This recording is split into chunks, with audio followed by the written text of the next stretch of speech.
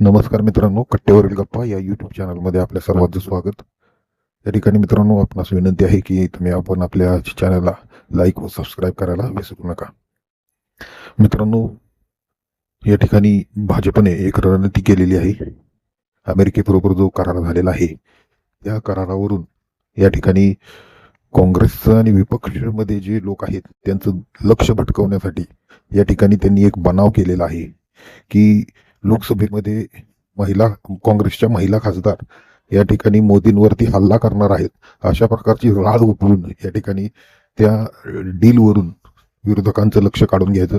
शेतकऱ्यांच्या विरोधात या ठिकाणी डील झालेली आहे आणि जवळपास 0% दराने अमेरिकेचं पूर्ण शेतीमाल या ठिकाणी भारतामध्ये येणार आहे. म्हणजे या ठिकाणी देशातील आपल्या शेतकऱ्याला एक प्रकारे संपवण्याचा घाट सरकारने घातलेला आहे असं म्हणायला हरकत नाही.